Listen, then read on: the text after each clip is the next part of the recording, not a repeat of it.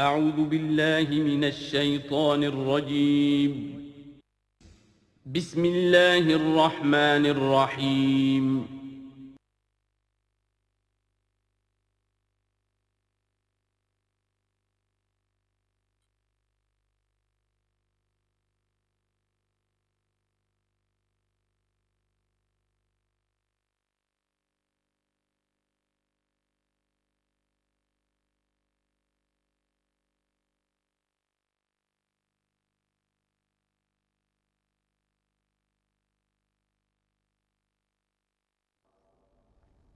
الحمد للہ وکفیٰ والصلاة والسلام علی عبادہ الذین اصطفیٰ خصوصاً علی افضلہم وخاتم النبیین محمد الامین وعلی آلہ وصحبہ اجمعین اما بعد فقد قال اللہ تبارک وتعالی کما ورد فی سورة الزخرف اعوذ باللہ من الشیطان الرجیم بسم اللہ الرحمن الرحیم حامیم والکتاب المبین انا جعلناہ قرآنا عربیا لعلکم تعقلون وَإِنَّهُ فِي أُمِّ الْكِتَابِ لَدَيْنَا لَعَلِيٌّ حَكِيمٌ وقال تبارک وتعالی کما ورد فی سورة الواقعہ فلا اقسم بمواقع النجوم وإنه لقسم لو تعلمون عظیم انه لقرآن کریم فی کتاب مکنون لا یمسہ الا المطہرون تنزیل من رب العالمین وقال عز وجل کما ورد فی آخر سورة الفجر بل هو قرآن مجید فی لوح محفوظ صدق اللہ العظیم رب اشرح لی صدری ویسر لی امری واحلل عقدۃ من لسانی یفقہوا قولی اللہم ربنا الہمنا رشدنا واعذنا من شرور انفسنا اللہم ارنا الحق حقا وارزقنا اتباعہ وارنا الباطل باطلا وارزقنا اجتنابہ اللہم ارحمنا بالقرآن العظیم واجعلہ لنا اماما ونورا وہدا ورحمہ اللہم ذکرنا منہ ما نسینا وعلمنا منہ ما جہلنا وارزقنا تلاوتہ آناء اللیل وآناء النہار واجعلہ لنا حجتا یا رب العالمین آمین۔ تعارف قرآن کے ضمن میں سب سے پہلی بات جو سمجھنے کی ہے وہ یہ کہ قرآن مجید کے بارے میں ہمارا اجمالی عقیدہ کیا ہے۔ یہ تین جملوں پر مشتمل ہو سکتا ہے۔ ہمارے نزدیک قرآن اللہ کا کلام ہے جو محمد الرسول اللہ صلی اللہ علیہ وسلم پر نازل ہوا، اور تیسرے یہ کہ یہ مکمل محفوظ شکل میں موجود ہے بنوعاً، اس میں نہ کوئی تحریف ہوئی ہے نہ کوئی تبدیلی ہوئی ہے۔ یہ کم سے کم تین اجزاء ہیں ہمارے عقیدے کے قرآن مجید کے بارے میں۔ لیکن اب اس کی کچھ علمی توضیحات۔ سب سے پہلے یہ کہ کلام ہونا، اس کا اللہ کا کلام ہونا، اس لیے کہ آپ کے علم میں ہے کہ تورات جو حضرت موسیٰ علیہ السلام کو دی گئی تھی وہ لکھی ہوئی شکل میں پتھر کی تختیوں پر لکھی ہوئی صورت میں دی گئی تھی، اور قرآن مجید کی تنزیل جو محمد رسول اللہ صلی اللہ علیہ وسلم پر ہوئی ہے وہ ایک مختلف صورت میں ہوئی ہے۔ اس کو قرآن مجید خود اللہ کا کلام قرار دیتا ہے۔ چنانچہ سورہ توبہ کی آیت ہے، آیت نمبر 6، وَإِنْ أَحَدٌ مِّنَ الْمُشْرِكِينَ اسْتَجَارَكَ فَأَجِرْهُ حَتَّى يَسْمَعَ كَلَامَ اللَّهِ ثُمَّ أَبْلِغْهُ مَأْمَنَهُ۔ جب ہجرت کے 9ویں سال آخری وارننگ دی گئی تھی مشرکین عرب کو کہ اب صرف تمہیں چند مہینے کی مہلت دی جا رہی ہے، اس دوران میں آخری فیصلہ کر لو اسلام قبول کرنا ہے یا نہیں، اس لیے کہ اس کے بعد مشرکین عرب کے لیے کوئی رعایت نہیں ہوگی، جو لوگ اسلام قبول نہیں کریں گے انہیں تہہ تیغ کر دیا جائے گا۔ فَإِذَا انْسَلَخَ الْأَشْهُرُ الْحُرُمُ فَاقْتُلُوا الْمُشْرِكِينَ حَيْثُ وَجَدتُّمُوهُمْ، جب یہ مہلت ختم ہو جائے تو ان مشرکین کا قتل عام کرو۔ اس کی وضاحت پھر جب سورہ توبہ ہم پڑھیں گے تو اس وقت ہوگی، اس وقت یقیناً ذہن میں کچھ اشکالات آئیں گے، لیکن اس وقت اس ضمن میں تفصیلی بحث کا موقع نہیں۔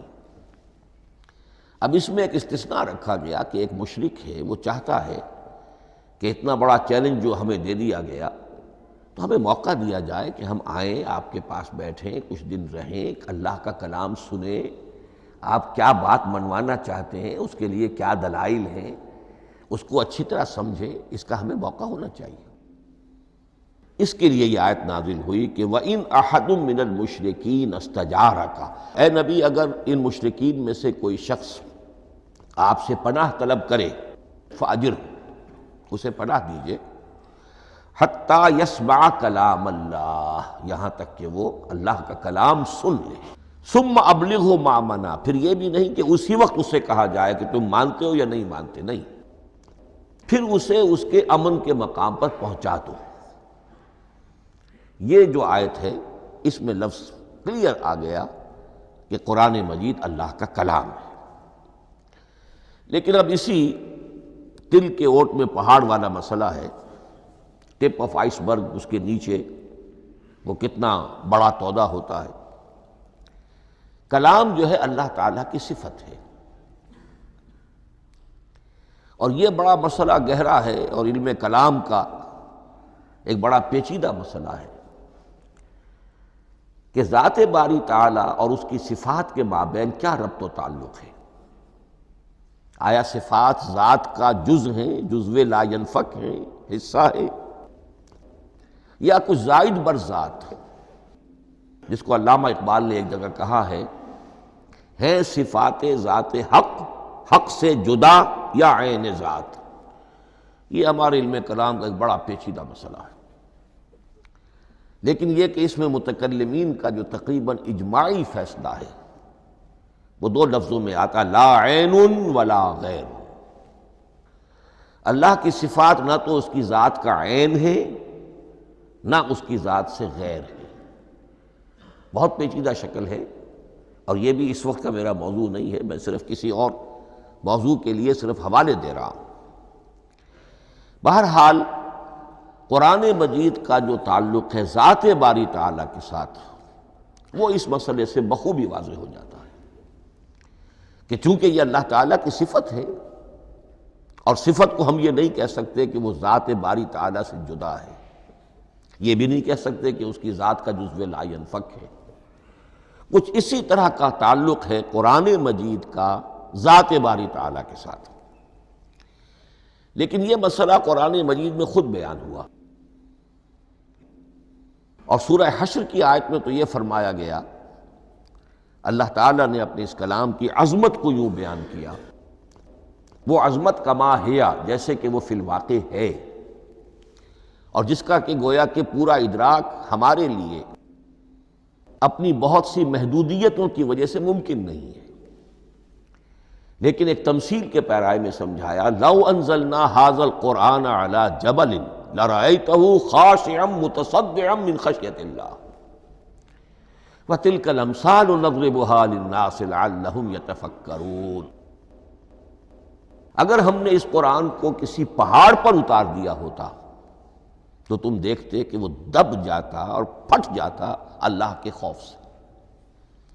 اور یہ مثالیں ہیں جو ہم لوگوں کے لیے بیان کرتے ہیں تاکہ وہ غور کریں، تدبر کریں، سمجھیں۔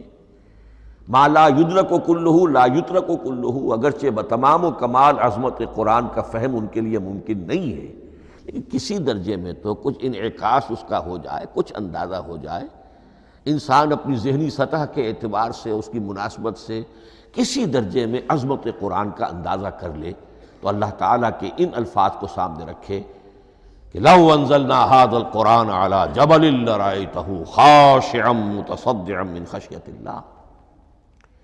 اب اس آیت کو سمجھنے کے لیے سورہ اعراف کی آیت نمبر 143 کو سمجھنا ہوگا، اسی اصول کے تحت کہ القرآن یفسر بعضہ بعضا، قرآن کا ایک حصہ دوسرے حصے کی تشریح کرتا ہے۔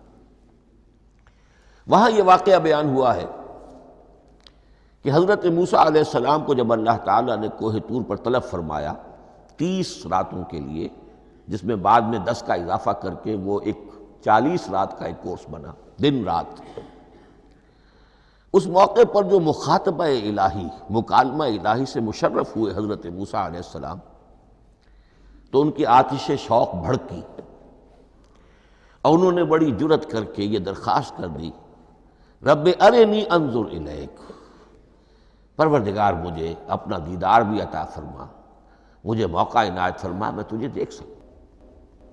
یہ ان کی وہ آتش شوق کا مسئلہ ہے۔ لیکن جواب کیا ملا؟ لن ترانی، تو مجھے ہرگز نہیں دیکھ سکتے، ولیکن انظر الی الجبل فإن استقر مکانہ فسوف ترانی۔ لیکن ظاہر بات ہے کہ حضرت موسیٰ علیہ السلام کو بات سمجھانے کے لیے کچھ مشاہدہ بھی کرانا تھا۔ فرمایا تم مجھے نہیں دیکھ سکتے، البتہ اس سامنے کے پہاڑ پر نگاہ جماؤ،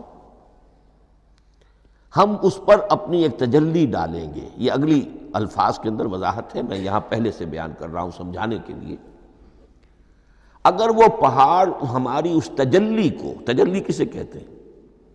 جلا، روشنی، تو اللہ تعالیٰ کی طرف سے کوئی خاص اس کے نور کا جب پرتو ہوتا ہے کسی شے پر تو وہ اس کی تجلی ہے۔ ہم اپنی ایک تجلی اس پہاڑ پر ڈالیں گے، اگر وہ اس کو جھیل جائے، اپنی جگہ کھڑا رہ جائے، تو تم سمجھنا کہ شاید تم بھی ہمیں دیکھ سکو۔ فلما تجلی ربہ للجبل، اب یہاں وہ لفظ آ گیا، جب اللہ نے تجلی اپنی پہاڑ پر ڈالی، جعلہ دکا وخر موسیٰ صعقا، وہ پہاڑ ریزہ ریزہ ہو گیا اور حضرت موسیٰ بے ہوش ہو کر گر گئے۔ اب یہ بے ہوش ہو کر گر جانا، جبکہ وہ تجلی براہ راست بھی نہیں ہے، بالواسطہ ہے۔ مشاہدہ جو کر رہے حضرت موسیٰ وہ بالواسطہ ہے، تجلی پہاڑ پر ہے، لیکن یہ کہ اس کا بھی بالواسطہ اس کا جو ہوا ہے، اس کی جو تاثیر ہوئی حضرت موسیٰ علیہ السلام پر کہ وہ اس کی تاب نہ لا سکے اور بے ہوش ہو کر گر گئے۔ یہاں سے یہ بات سمجھ میں آتی ہے کہ یہ تجلی یہ ذات باری تعالیٰ تھی جس نے کوہ طور کو جلا کر بھسم کر دیا یا ٹکڑے ٹکڑے کر دیا، ریزہ ریزہ کر دیا۔ اب ذات الہی کے ساتھ جو تعلق ہے کلام الہی کا، اور یہ صفت جو لا عین ولا غیر کے درجے میں ہے ذات کے ساتھ، تو وہی تاثیر اس کلام الہی کی بھی ہے۔ لو انزلنا هذا القرآن على جبل لرأيته خاشعا متصدعا من خشية الله وَتِلْكَ الْأَمْثَالُ نَضْرِبُهَا لِلنَّاسِ لَعَلَّهُمْ يَتَفَكَّرُونَ۔ اس حقیقت کو اس دور میں میں اپنے مطالعے کی محدودیت کا اعتراف کرتے ہوئے عرض کر رہا ہوں کہ میرے نزدیک جس قدر پرشکوہ انداز میں علامہ اقبال نے بیان کیا ہے، اسی کیفیت کو وہ شاید اس کی کوئی مثال نہ مل سکے۔ فاش گویم آنچ در دل مضمر است، یہ کتابیں نیست چیزیں دیگر است۔ میں صاف ہی کہہ دیتا ہوں جو میرے دل میں چھپی ہوئی بات ہے۔ فاش گویم آنچ در دل مضمر است، یہ کتابیں نیست، اس قرآن کو کتاب نہ سمجھنا، یہ کچھ اور شے ہے، چیزیں دیگر است۔ اب وہ چیزیں دیگر کیا ہے؟ وہی جو میں نے عرض کیا، ذات باری تعالیٰ اور کلام کا صفت باری تعالیٰ ہونا، اس کے بنا پر جو مناسبت ہے، جو قرب ہے، جو مشابہت ہے۔ مثل حق پنہاؤ ہم پیداستو، زندہ و پائندہ و گویاستو۔ اس کلام میں اللہ تعالیٰ کی ساری صفات کا انعکاس موجود ہے۔ یہ بات ویسے بھی سمجھ میں آتی ہے، کوئی شخص ذرا گفتگو کرے، چند جملے جب وہ ادا کرے گا اپنی زبان سے، تو معلوم ہو جائے گا کہ اس کے فہم کا، اس کی دانش کا، اس کے مطالعے کا حدود اربع کیا ہے اور اس کے ذہن کی سطح کیا، سمجھ میں آ جائے گی بات۔ اس لیے کہ کلام جو ہے وہ متکلم کی پوری شخصیت کی عکاسی کر رہا ہو۔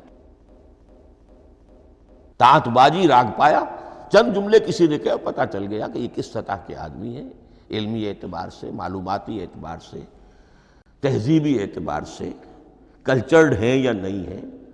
یہ ساری باتیں چند جملوں میں واضح ہو جائیں گی۔ تو اللہ تعالیٰ کی بھی جملہ صفات کا عکس اس قرآن میں موجود ہے۔ ان میں سے جن چند چیزوں کا ذکر علامہ نے شعر میں کیا، وہ جو سورہ حدید کی آیت ہے، هو الاول والآخر والظاہر والباطن، اللہ الظاہر بھی ہے، الباطن بھی ہے۔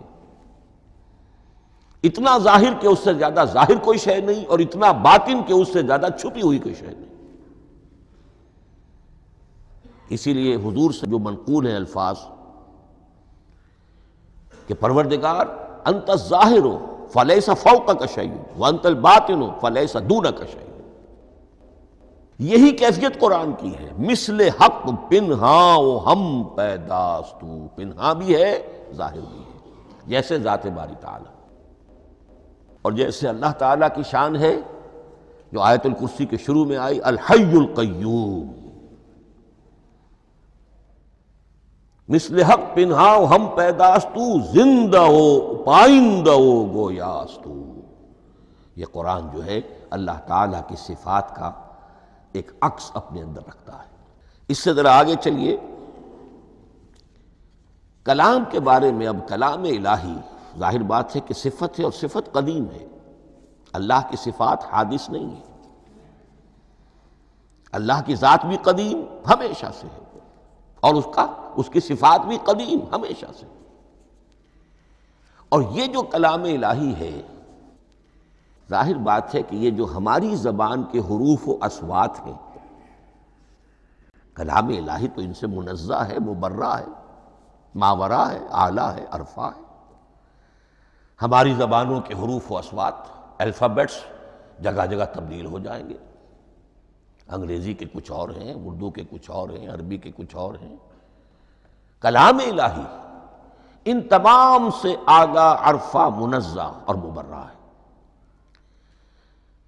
یہ کلام الہی جب بھی نازل ہوا ہے، ظاہر بات ہے حضرت موسیٰ پر اگر کتاب اتاری گئی، وہ بھی علم الہی سے آئی، لیکن وہ عبرانی زبان میں آئی۔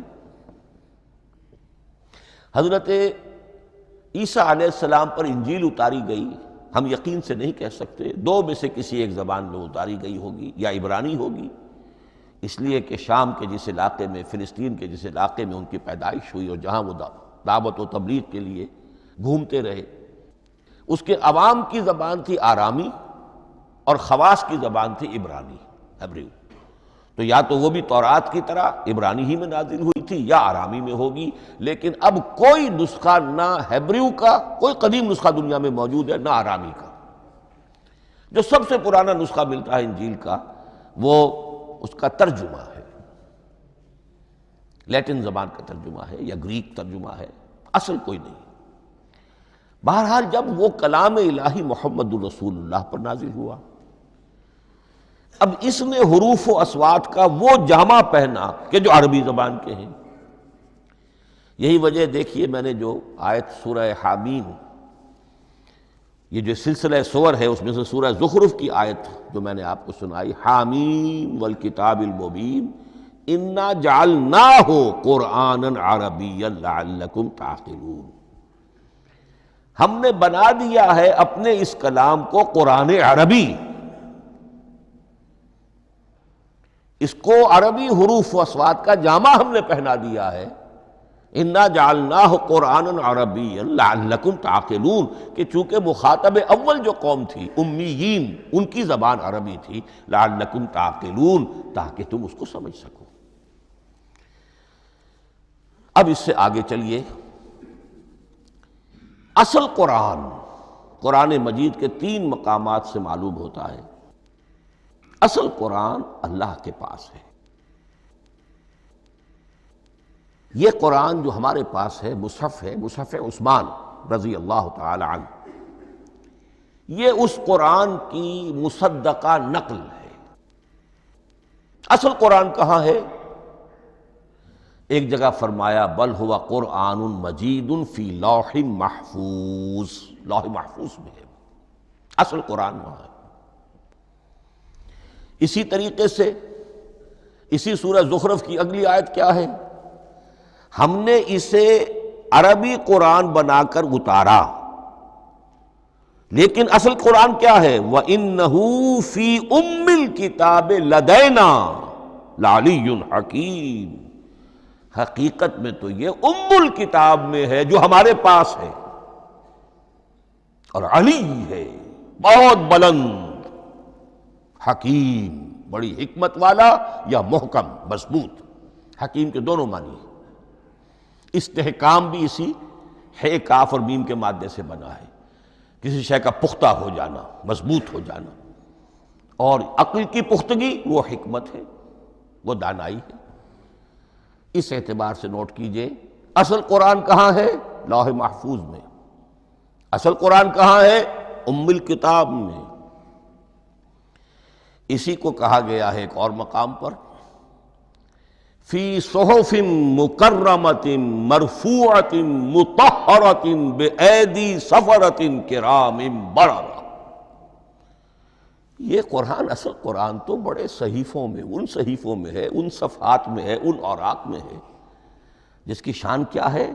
مکرمۃ، جن کی انتہائی تعظیم کی جاتی ہے، مطہرۃ، نہایت پاک صحیفے، فی صحف مکرمۃ مرفوعۃ، بلند و بالا، مطہرۃ بِأَيْدِي سَفَرَةٍ كِرَامٍ بَرَرَةٍ، ان فرشتوں کے ہاتھ میں جو بہت باعزت، بہت اونچے درجے کے، ان کے ہاتھوں میں ہے۔ وہ لوگ ہیں کہ جن کی تحویل میں ہے یہ کلام پاک، فی صحف مکرمۃ مرفوعۃ مطہرۃ بِأَيْدِي سَفَرَةٍ كِرَامٍ بَرَرَةٍ۔ اب اسی کو بیان کیا ہے سورہ واقعہ میں، فلا اقسم بمواقع النجوم، تو نہیں، میں قسم کھاتا ہوں ستاروں کے ڈوبنے کی جگہ کی۔ وَإِنَّهُ لَوْ تَعْلَمُونَ لَقَسَمٌ عَظِيمٌ، وَإِنَّهُ لَقَسَمٌ لَوْ تَعْلَمُونَ عَظِيمٌ، اور اگر تم جان سکتے تو یہ بہت بڑی قسم ہے جو ہم نے کھائی ہے، بہت بڑی گواہی ہے جو ہم نے پیش کی ہے۔ اب تدریجاً اس کا انکشاف ہو رہا ہے۔ یہ آج جو تصور ہے بلیک ہولز کا، اس سے کچھ اندازہ ہوتا ہے یہ ستارے کہاں ڈوب جاتے ہیں، بڑے بڑے ستارے نسیم منسیہ ہو جاتے ہیں، ستارے نہیں، پوری گیلیکسیز اس میں گم ہو جاتے ہیں، وہ مقبرے ہیں بڑی بڑی گیلیکسیز کے۔ فلا اقسم بمواقع النجوم وانه لقسم لو تعلمون عظیم انه لقرآن کریم، یہ قرآن ہے بہت باعزت، فی کتاب مکنون، اور یہ اس کتاب میں جو چھپی ہوئی ہے۔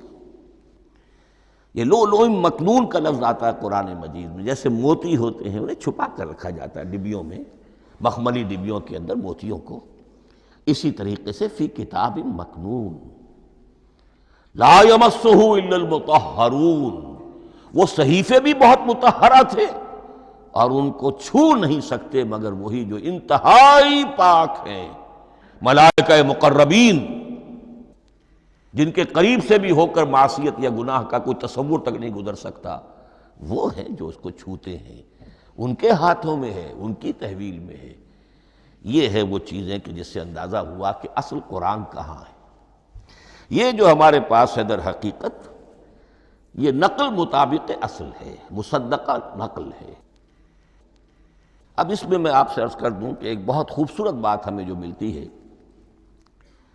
تورات میں جو استثناء، جو صفر استثناء ہے، ڈیوٹرانومی، اس کے 18ویں باب میں 18ویں اور 19ویں آیات جو ہیں اس میں ذکر موجود ہے،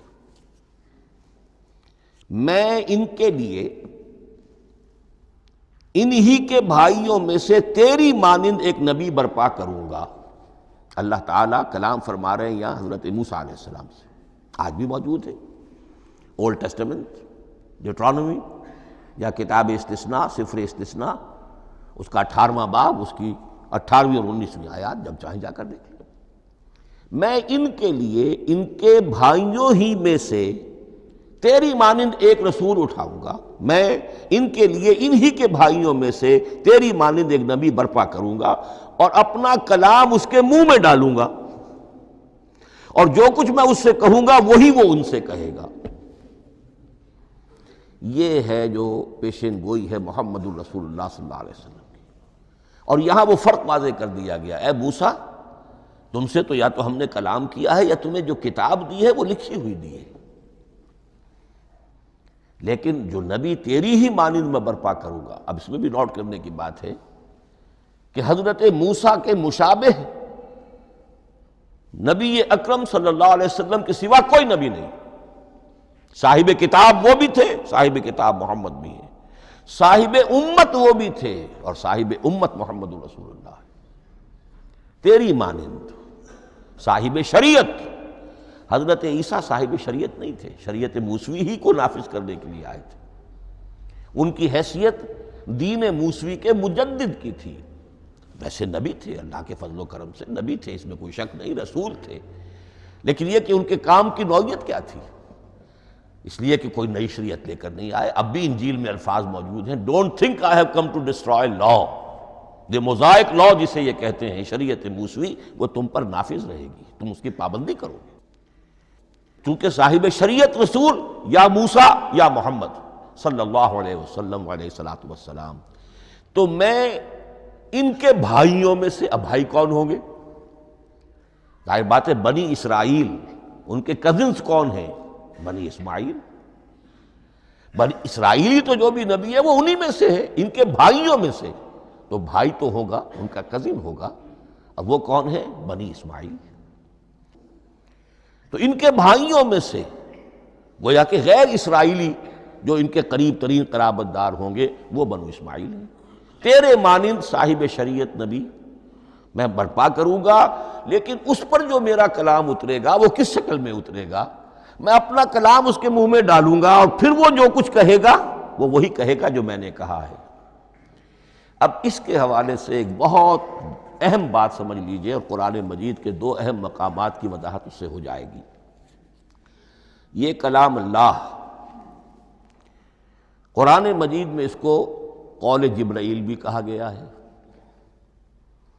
کلام اللہ حضرت جبرائیل کے ذریعے سے جب ادا ہوا ہے تو قول جبرائیل ہے،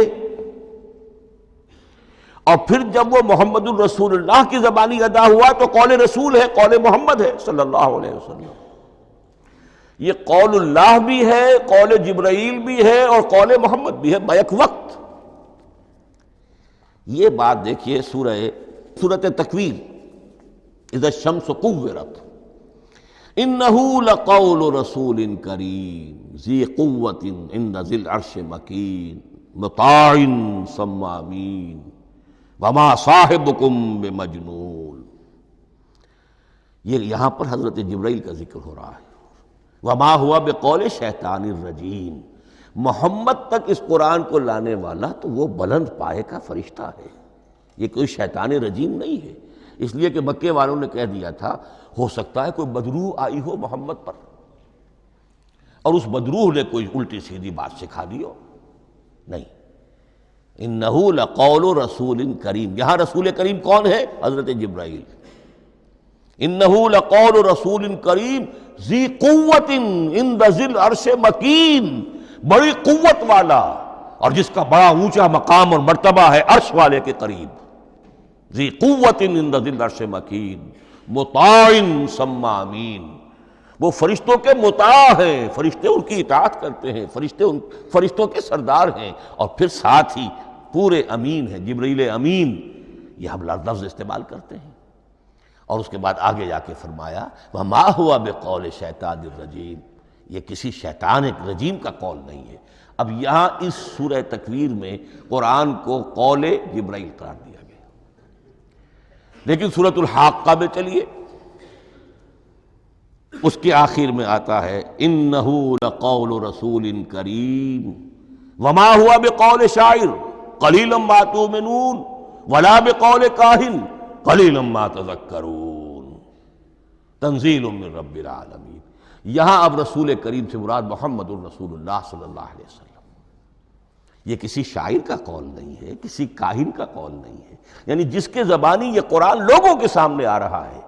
جبرائیل کا قول ہو کر تو محمد پر نازل ہوا صلی اللہ علیہ وسلم، لیکن اب لوگوں کے سامنے وہ قول محمد بن کر آ رہا۔ انہ لقول رسول کریم وما هو بقول شاعر قلیلا ما تؤمنون ولا بقول کاہن قلیلا ما تذکرون تنزیل من رب العالمین۔ تو قرآن مجید کلام اللہ ہے، پھر وہ قول جبرائیل بنا جب جبرائیل نے آ کر محمد کو سنایا، اور پھر وہ قول محمد بنا جب محمد کی زبان مبارک سے لوگوں نے اسے سنا، اہل عرب نے سنا، اور پھر وہ بات پھیلتی چلی گئی۔ اب آخری بحث اس موضوع پر جو ہے وہ یہ ہے، کلام الہی کی 3 صورتیں ہیں جو قرآن مجید میں سورہ شورى کی آیت نمبر 51 میں بیان ہوئی ہے۔ وما كان لبشر ان يكلمه اللہ، کسی بشر، کسی انسان کی یہ حیثیت نہیں ہے، مقام نہیں ہے کہ اللہ اس سے کلام کرے۔ یہ نہیں کہا کہ اللہ کے لیے ممکن نہیں ہے، نہیں، اللہ کے لیے تو ہر شے ممکن ہے، لیکن کسی بشر کا یہ مقام نہیں ہے کہ اللہ اس سے کلام کرے۔ مخلوق ہے، بشر ہے۔ ما کان لبشر ان یکلمہ اللہ الا اب 3 شکلیں آئیں، الا وحیا او من وراء حجاب او یرسل رسولا فیوحی باذنہ ما یشاء انہ علی حکیم۔ 3 صورتیں ہیں کلام الہی کی۔ یا تو براہ راست اللہ وحی کرتا ہے بغیر کسی فرشتے کی درمیان میں ذریعہ بنائے ہوئے، اسی کا نام الہام ہے، اسی کا نام تحدیث ہے۔ یہ غیر نبی کے ساتھ بھی ہوتا ہے۔ حضور نے فرمایا ہر نبی کی امت میں محدث ہوتے تھے جن سے اللہ کلام کرتا تھا، اور میری امت کا محدث عمر ہے رضی اللہ تعالی عنہ۔ محدث نہیں، محدث کے معنی ہے علم حدیث کا ماہر۔ امام بخاری محدث ہیں، امام مسلم محدث ہیں۔ محدث تحدیث سے مفعول بنا، جس سے بات کی جاتی ہے۔ محدث، اللہ بات کرتا ہے، اللہ دل میں ڈال دیتا ہے، القاء ہو جاتا ہے، الہام ہو جاتا ہے، کوئی فرشتہ درمیان میں نہیں، براہ راست۔ دوسری شکل کلام کی کیا ہے؟ او من وراء حجاب، یہ ہمارے علم کی حد تک صرف حضرت موسیٰ علیہ السلام کی شان ہے، استثنائی شان ہے۔ وَكَلَّمَ اللَّهُ مُوسَىٰ تَكْلِيمًا، اور موسیٰ کے ساتھ تو اللہ نے کلام فرمایا جیسے کہ کلام کیا جاتا ہے۔ فرق کیا تھا؟ من وراء حجاب، پردہ تھا، دیکھ نہیں سکتے تھے، تبھی تو ان کی وہ آتشی شوق بھڑکی تھی۔ کیا قیامت ہے کہ چلمن سے لگے بیٹھے ہیں، صاف چھپتے بھی نہیں، سامنے آتے بھی نہیں، کلام بھی فرما رہے ہیں، لیکن یہ کہ بات مجھے دیدار عطا کرنے کے لیے تیار نہیں، رب ارنی انظر الیک۔ لیکن یہ جو کلام ہے ہمارے علم کی حد تک براہ راست اس دنیا میں حضور سے ہوا ہے معراج کی شب، لیکن وہ 7ویں آسمان پر ہوا۔ اس دنیا میں ہمارے علم کی حد تک یہ کلام براہ راست من وراء حجاب صرف حضرت موسیٰ علیہ السلام کی استثنائی شان ہے۔ اور تیسرا ہے او یرسل رسولا فیوحی باذنہ ما یشاء، یا تیسری صورت یہ کہ اللہ کسی پیغامبر کو بھیجتا ہے جو وحی کرتا ہے جو اللہ چاہتا ہے۔ یہ تیسری شکل ہے وحی کی۔ قرآن مجید اس تیسری شکل میں نازل ہوا ہے محمد الرسول اللہ صلی اللہ علیہ وسلم پر۔ حضور کو جو الہام ہو جاتے تھے، جو حضور کو القاء ہو جاتا تھا، جو آپ کے دل میں براہ راست اللہ کی طرف سے وحی آتی تھی، وہ قرآن میں شامل نہیں ہے۔ اگرچہ حضور کے خواب بھی سچے تھے، وہ بھی اللہ کی طرف سے ہوتے تھے، شیطان کی آمیزش نہیں ہو سکتی تھی، لیکن یہ بھی قرآن میں شامل نہیں ہے۔ قرآن میں شامل ہے تیسری قسم کی وحی، او یرسل رسولا، پھر ہم بھیجتے ہیں ایک پیغامبر کو فرشتوں میں سے، اللہ یستفی من الملائکۃ رسلا ومن الناس، اللہ چن لیتا ہے فرشتوں میں سے بھی اپنا پیغامبر اور انسانوں میں سے بھی۔ تو فرشتے کے ذریعے سے ایک فرشتہ جو اللہ سے لیتا ہے اور انسان رسول انسان تک پہنچا دیتا ہے۔ اب وہ رسول انسان، رسول بشر جو ہے وہ اپنے ہم نوع ہم جنس لوگوں کو پہنچاتا ہے۔ تو اللہ یستفی من الملائکۃ رسلا ومن الناس، یہاں وہی بات فرمائی، او یرسل رسولا فیوحی باذنہ ما یشاء، پھر وہ وحی کرتا ہے اللہ کے حکم سے جو اللہ چاہتا ہے۔ یہ کلام الہی کی یہ تیسری شکل ہے جو محمد الرسول اللہ صلی اللہ علیہ وسلم پر نازل ہوا، اور وہ ہے قرآن حکیم۔ اب ایک اور بحث جو علمی ہے وہ یہ ہے کہ حضور پر جو اس کا نزول ہوا اس کی کیفیات کیا تھی۔ دو الفاظ استعمال ہوتے ہیں، انزال بھی اور تنزیل بھی۔ ان دونوں میں فرق کیا ہے اس کو نوٹ کر لینا چاہیے۔ لغوی اعتبار سے جان لینا چاہیے، نزل ینزل کسی کا خود اترنا، نازل ہونا، اترنا۔ انزل ینزل دفعتاً اتار دینا، کسی اور نے کسی شے کو دفعتاً نیچے اتار دیا۔ یہی مفہوم نزلہ کے ساتھ بے لگ جائے تو آ جاتا ہے، با کے ساتھ نزلہ بہی، یہ اتارنے کے مفہوم میں آئے گا۔ لفظی ترجمہ یہ بھی کر سکتے وہ اترا اس شے کے ساتھ۔ نزل بہ الروح الامین، اس کو لے کر نازل ہوا خود روح الامین فرشتہ علی قلبک، اے محمد صلی اللہ علیہ وسلم آپ کے قلب مبارک پر۔ تو نزلہ بے اور انزال اس کے معنی ایک ہی ہے، لیکن اگلا لفظ ہے تنزیل، نزل ینزل تنزیلا، اس کے معنی ہے رفتہ رفتہ، تدریجاً، نجماً نجماً، تھوڑا تھوڑا کر کے، وقفے وقفے سے اتارنا۔ جیسے عربی میں اعلام کہیں گے کسی کو کچھ بتا دینا، باخبر کر دینا، مطلع کر دینا، بھائی مطلع کر دیا میں نے، اب تم جانو تمہارا کام، یہ اعلام کہلائے گا۔ تعلیم کسے کہتے ہیں؟ سکھانا، درجہ بدرجہ، دیکھنا اس کی استعداد کیا ہے، آج یہ کیا بات سمجھ سکتا ہے، میں اتنے ہی درجے تک سمجھاؤں، اب کل میں اسے مزید سمجھاؤں گا، پرسوں مزید سمجھاؤں گا۔ یہ درجہ بدرجہ کسی شے کو سمجھانا، یہ تعلیم ہے۔ تو انزل ینزل انزالا، یہ ہے اتار دینا دفعتاً، اور نزل ینزل تنزیلا، یہ ہے تدریجاً اتارنا۔ اب قرآن مجید کے لیے یہ دونوں الفاظ مستعمل ہیں، لیلۃ القدر اور لیلۃ المبارکہ۔ اب یہ دو بھی نوٹ کر لیجئے، قرآن مجید میں چونکہ اہم مضامین کم سے کم دو جگہ پر ضرور آتے ہیں۔ انا انزلناہ فی لیلۃ القدر، یہاں انزلنا ہے، نزلنا نہیں ہے، انزلنا ہے، ہم نے اتارا اس کو لیلۃ القدر میں۔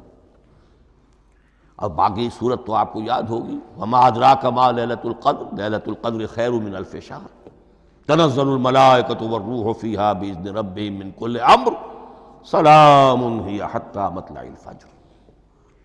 لیکن یہ اہم مضمون قرآن مجید میں دوسری جگہ بھی ہے، سورہ دخان کے شروع میں فرمایا حامیم والکتاب المبین انا انزلناہ فی لیلۃ مبارکۃ انا کنا منذرین فیہا یفرق کل امر حکیم امرا من عندنا انا کنا مرسلین رحمتا من ربک انہ هو السمیع العلیم۔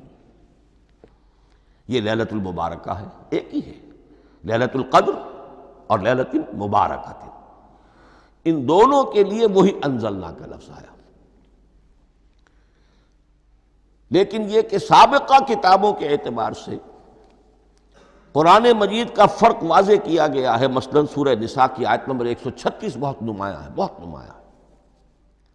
وہاں فرمایا گیا یا ایھا الذین آمنوا آمنوا باللہ ورسولہ والکتاب الذی نزل علی رسولہ والکتاب الذی انزل من قبل۔ اے ایمان کے دعوے دارو، حقیقتاً ایمان لاؤ، ایسے ایمان لاؤ جیسے ایمان لانے کا حق ہے، اللہ پر بھی اور اس کے رسول پر بھی، اور اس کتاب پر بھی جو اللہ نے اپنے رسول پر نازل فرمائی، اور اس کتاب پر بھی جو اللہ نے پہلے نازل فرمائی۔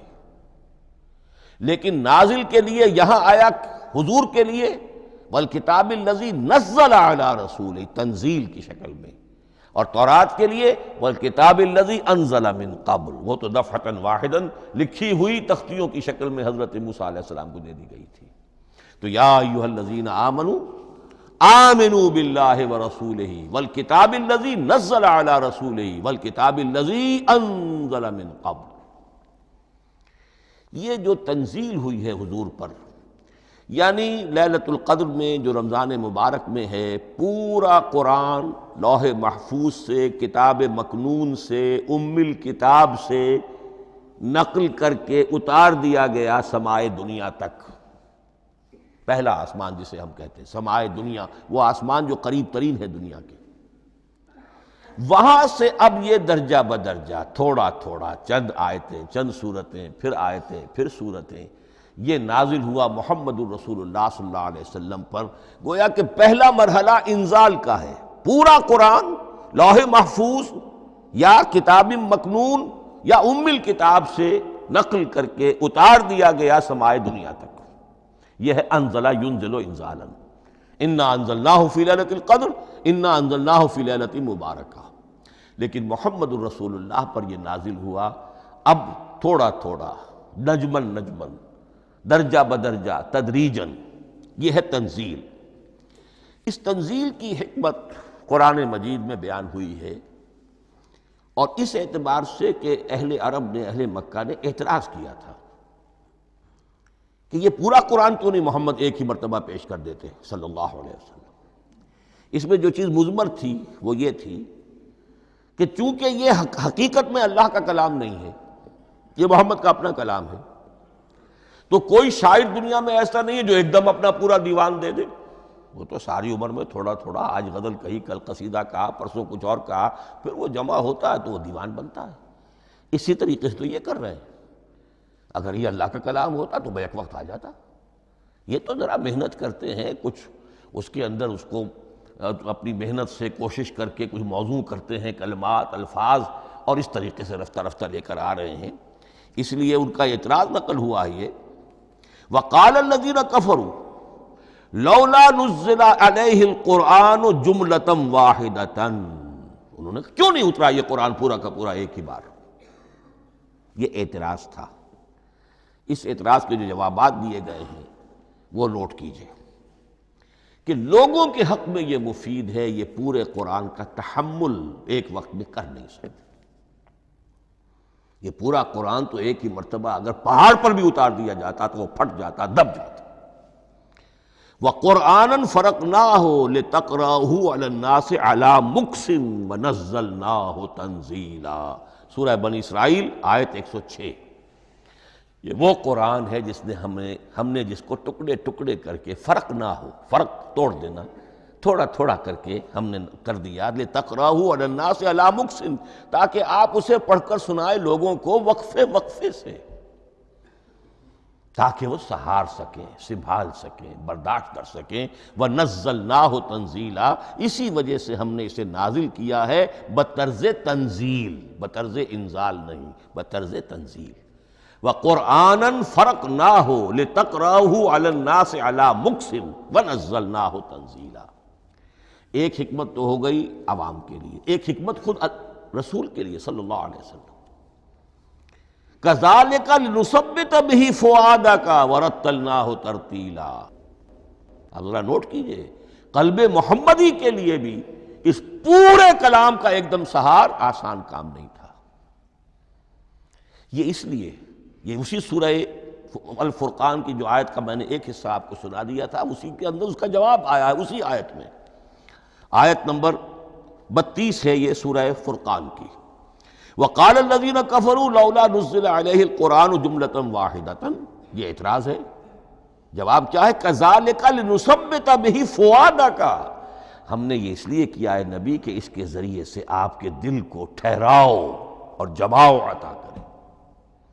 یہ ایک دم اس کا اتر جانا، انا سنلقی علیک قولا ثقیلا، بڑا بھاری بوجھ ہے، ناقابل برداشت ہے، تاکہ رفتہ رفتہ آپ کا دل، اس کے اندر تقویت بڑھتی چلی جائے، اس کے اندر اور اس کا تحمل جو ہے، اس کی صلاحیت بڑھتی چلی جائے۔ کذالک لنثبت بہ فؤادک ورتلناہ ترتیلا، اسی لیے ہم نے تھوڑا تھوڑا کر کے نازل کیا ہے۔ ولا یاتونک بمثل الا جئناک بالحق واحسن تفسیرا، ساتھ ہی فرمایا کہ یہ لوگ جو بھی اعتراض کریں گے ہم اس کا جواب بھی اور بہترین تعویل بھی آپ کو دے دیں گے۔ اب اگلی بحث یہ ہے یہ قرآن کب اور کہاں نازل ہوا۔ یہ عام معلوماتی شے ہے، اس میں کوئی پیچیدگی نہیں ہے، لیکن اس کی اہمیت ہے بہت ضروری ہے، وہ میں انشاءاللہ اگلی بحث میں جب کہ قرآن کے سمجھنے کے جو اصول ہیں ان کو بیان کروں گا تو وضاحت سے بات آئے گی۔ یہ کہ یہ عام معلوماتی ایک ہمارے ذہن میں خاکہ رہنا چاہیے، زمان و مکان کا کیا رشتہ ہے قرآن کے ساتھ۔ قرآن نازل کب ہوا؟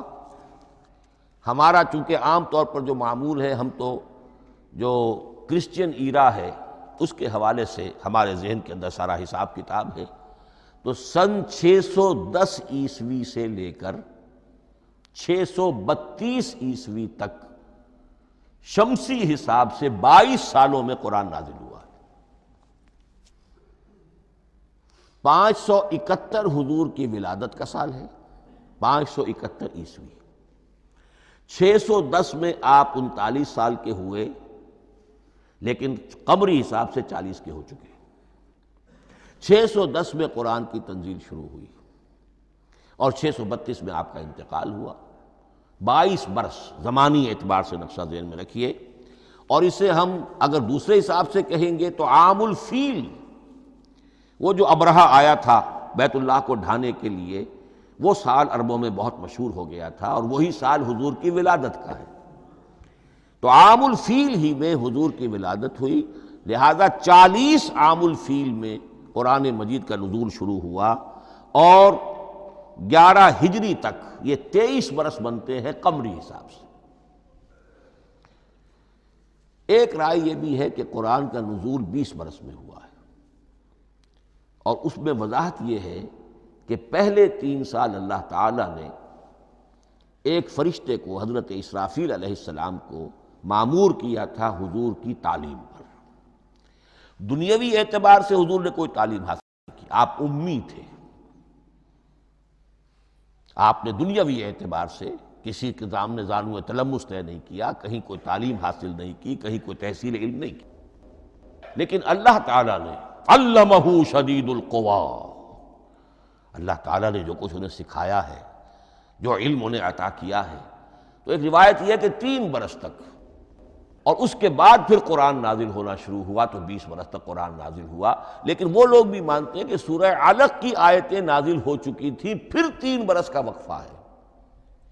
سورہ علق کی آیتیں کیا ہے؟ جو پہلی وحی ہے، اقرأ بسم ربک الذی خلق، خلق الانسان من علق، اقرأ وربک الاکرم الذی علم بالقلم، علم الانسان ما لم یعلم۔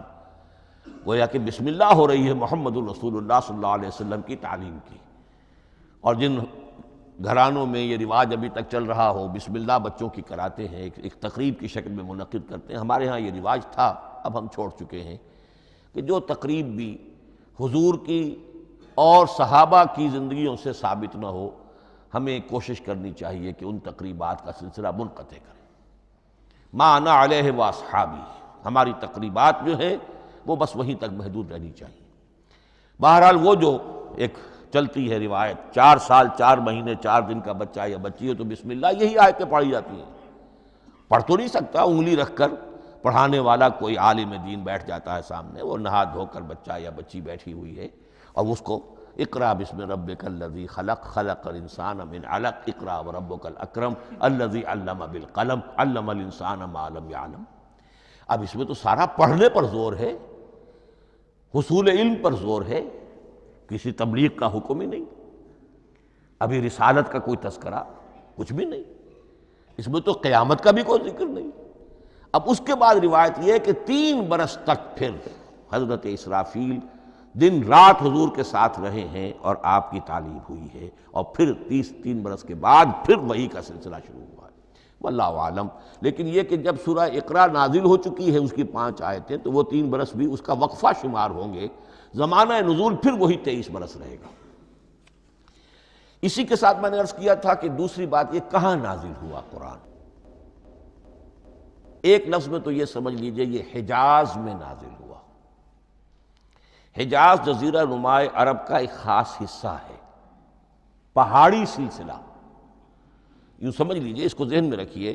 جزیرہ نما عرب جو ہے وہ شمال سے جنوب کی طرف چوڑا ہوتا جاتا ہے، شمال میں شام اور عراق کی طرف جاتا ہے تو وہ تنگ ہے، پھر نیچے چوڑا ہو رہا ہے۔ اس کا جو مغربی ساحل ہے جس پر جدہ کی بندرگاہ بھی ہے، ینبو کی بھی ہے، اس کے کہیں وہ ایک میدان شروع ہوتا ہے ساحل سے، کہیں وہ بہت مختصر ہے، کہیں خاصا چوڑا ہے، اس کو کہتے ہیں تہامہ۔ پھر ایک پہاڑی سلسلہ ہے، اس کو کہتے ہیں حجاز۔ یہ پہاڑی سلسلہ جو ہے اس کے بعد جو ہے وہ نجد کہلاتا ہے، وہ سطح مرتفع ہے، پلیٹو۔ تو یہ تین حصے ہیں جزیرہ نما عرب کے جغرافیائی اعتبار سے، اور حجاز کہتے بھی ہیں پردے کو، حاجزن، پردہ جو دو چیزوں کے درمیان حائل ہو جائے۔ تو یوں سمجھیے کہ یہ فلیٹ ہے نجد کا، اور یہ فلیٹ ہے میدان، یہ ہے تہامہ کا، اور درمیان میں یہ پہاڑی سلسلہ کھڑا ہوا ہے، تو یہ گویا کہ ان دونوں کو جدا کر رہا، یہ حجاز ہے۔ اس حجاز ہی کا شہر مکہ ہے، اس حجاز ہی کا شہر مدینہ ہے، اس حجاز ہی کا شہر طائف ہے، اس حجاز ہی کی آخری ٹپ سمجھ لیجئے تبوک ہے۔ تو حضور صلی اللہ علیہ وسلم کی پوری زندگی آغاز وحی کے بعد سے لے کر وہ اسی علاقے کے اندر، پہلے آپ مکے میں تھے، قرآن مجید کی جو صورتیں اس دور میں نازل ہوئیں یا آیتیں نازل وہ مکیات کہلاتی ہیں۔ پھر آپ نے ہجرت کی، اور ہجرت کر کے جب آپ جا رہے تھے اس دوران میں بھی کچھ قرآن نازل ہوا اثناء ہجرت میں۔ پھر آپ مدینے تشریف فرما ہوئے، اب وہ ہم کہتے ہیں مدنی قرآن، لیکن مدنی قرآن سارا مدینے میں نازل نہیں ہوا۔ آپ کبھی جا رہے کسی مہم پر، کسی جنگ کے لیے، غزوہ بدر کے لیے آ گئے ہیں، تو وہاں جو آیات نازل ہو رہی ہیں وہ مدینے میں تو نہیں ہو رہی۔ براڈ تقسیم تو یہی ہے، مکی مدنی۔ ہجرت سے قبل جو کچھ نازل ہوا وہ مکی، ہجرت کے بعد جو کچھ نازل ہوا وہ مدنی۔ لیکن صرف مدنی کہنا صحیح نہیں ہے، اثناء سفر تبوک، اتنا طویل سفر ہے آپ کا، اس کے دوران آتے جاتے قرآن نازل ہوتا رہا۔ لیکن یہ بات نوٹ کر لیجئے کہ پورا قرآن حجاز ہی میں نازل ہوا ہے، یہ تمام شہر، یہ تمام علاقہ حجاز کہلاتا ہے۔ ایک اور بحث جو ہم اسی اپنی پہلی نشست میں مکمل انشاءاللہ کر لیں گے، وہ ہے محفوظیت قرآن کی بحث۔ میں نے عرض کیا تھا کہ تین چیزوں پر ہمارا عقیدہ مشتمل ہے۔ یہ اللہ کا کلام ہے، نمبر ایک، نازل ہوا محمد الرسول اللہ پر صلی اللہ علیہ وسلم، اسی لیے ہم نے کلام سے متعلق کچھ مباحث علمی گہرائی میں اتر کر وہ سمجھے، حضور پر اس کے نزول، انزال اور تنزیل کے مختلف مراحل کو سمجھا۔ اب اس کی محفوظیت کے اعتبار سے واقعہ یہ ہے کہ واحد کتاب ہے پوری دنیا میں، واحد کتاب جس کے بارے میں دشمن بھی تسلیم کرتے ہیں، چاہے وہ اسے اللہ کا کلام نہ مانے، لیکن یہ مانتے ہیں کہ بعین ہی وہ شے جو محمد نے اپنی امت کو دی تھی آج بھی امت کے پاس صحیح موجود ہے۔ ظاہر بات ہے اگر تو اسے اللہ کا کلام مانے، وہی مانے، تب تو مسلمان ہی ہو گئے۔ وہ تو یہی کہتے ہیں کہ بہرحال محمد نے چاہے خود لکھا، تصنیف کیا، جو بھی کچھ کیا، اس کو چھوڑ دیجئے، لیکن جو شے محمد نے اپنی امت کو دی تھی صلی اللہ علیہ وسلم، بعین ہی وہ شے موجود ہے۔ تو یہ محفوظیت قرآن کی جو ہے، جبکہ کوئی اور دنیا کی کتاب اس کی مدعی ہی نہیں۔ تورات والوں کا سرے سے یہ دعویٰ ہی نہیں ہے، وہ تورات تو گم ہو گئی تھی نبوکدنضر کے حملے کے وقت، اس کے بعد سے دنیا میں تورات کا وجود نہیں ہے، اور پھر 100 برس کے بعد اپنی یادداشتوں سے مرتب کی ہے یہ تورات جو آج ہمارے سامنے ہے۔ انجیل کا جیسا کہ میں عرض کر چکا ہوں، کوئی نسخہ جو ہے نہ عبرانی کا موجود ہے نہ آرامی زبان کا ہے، دنیا کی کوئی کتاب نہیں جو دعویٰ کر سکتی ہو۔ یہ قرآن جو شروع ہوتا ہے ذالک الکتاب لا ریب فیہ، یہ دعویٰ دنیا کی کسی اور کتاب نے خود کیا بھی نہیں۔ اس کی بھی جس قدر پرشکوہ الفاظ میں علامہ اقبال نے اس کی ترجمانی کی ہے، انہی کا حصہ ہے۔ حرف اورا ریب نئے، تبدیل نئے، آیاش شرمندہ تعویل نئے۔ اس قرآن کے کسی حرف میں کوئی تحریف ہو جانا نہیں، امکان ہی نہیں، قطعی طور پر کسی لفظ کا بدل دیا جانا نہیں، حرف اورا ریب نئے، تبدیل نئے۔ اس میں کسی کا شک پر مبنی ہونا نہیں، آیش شرمندہ تعویل نئے، اس کی آیت کوئی بھی ایسی نہیں جسے تروڑا مروڑا جا سکے، یہ اپنی حفاظت خود کرتی ہے۔ لا یاتیہ الباطل من بین یدیہ ولا من خلفہ، حامیم سجدہ کی آیت نمبر 42، اس پر باطل حملہ آور ہو ہی نہیں سکتا۔ انا نحن نزلنا الذکر وانا لہ لحافظون، ہم ہی نے یہ الذکر نازل کیا ہے اور ہم ہی اس کی حفاظت کرنے والے ہیں۔ جہاں تک پہلے ٹکڑے کا تعلق ہے اس آیت مبارکہ کا، اس میں تو تورات بھی آئے گی۔ تورات کس نے نازل کی؟ اللہ نے نازل کی۔ انجیل کس نے نازل کی؟ اللہ نے نازل کی۔ انا انزلنا التوراۃ فیہا ھدی ونور، یہ سورہ مائدہ میں الفاظ ہیں۔ انجیل کے بارے میں بھی ہم نے انجیل عطا کی عیسیٰ کو، فیہ ھدی ونور، لیکن یہ کہ انا نحن نزلنا الذکر، اس کو اس قدر تاکید کے ساتھ کہہ کر وَإِنَّا لَهُ لَحَافِظُونَ، اور ہم ہی اس کے محافظ ہیں۔ لیکن اس موضوع پر اہم ترین مقام جو ہے قرآن مجید کا، وہ سورہ قیامہ کی یہ آیات ہے، لا تحرک بہ لسانک لتعجل بہ۔ جب قرآن نازل ہوتا تھا حضور جلدی جلدی زبان کو حرکت دیتے تھے، یاد کر لیں، مبادا کہیں بھول جاؤں، مبادا کوئی لفظ جو ہے تبدیل ہو جائے۔ یہ مشقت جو آپ جھیل رہے تھے، اس سے اللہ نے روک دیا از راہ شفقت اور محبت۔ لا تحرک بہ لسانک لتعجل بہ ان علینا جمعہ وقرآنہ، ہمارے ذمے ہے اس کو جمع کر دینا، آپ کے سینے میں جمع کر دیں گے اس کو۔ اور صرف جمع کرنا نہیں، قرآن، ترتیب۔ قرآن ہوتا ہے پڑھا جاتا ترتیب سے، یعنی ترتیب نزولی۔ یہ بعد میں ہماری علیحدہ بحث بھی آئے گی کہ ترتیب نزولی اور ہے، ترتیب مصحف اور ہے، یہ ترتیب بھی ہم کروا دیں گے، یہ بھی ہمارے ذمے ہے۔ ان علینا جمعہ وقرآنہ فاذا قرأناہ فاتبع قرآنہ، پھر جب ہم جس ترتیب سے پھر آپ کو پڑھائیں اسی ترتیب کی پیروی کیجیے۔ یہ جو ہے کہ قرآن کا جمع اور تدوین، یہ بھی اللہ تعالیٰ نے اس کی ضمانت لی، اور اس کی ترتیب بھی اللہ تعالیٰ ہی کی ضمانت سے ہے۔ اس اعتبار سے محفوظیت قرآن کے یہ دونوں پہلو ہمارے سامنے رہنے چاہیے۔ بارک اللہ لی ولکم فی القرآن العظیم ونفعنی وإیاکم بالآیات والذکر الحکیم۔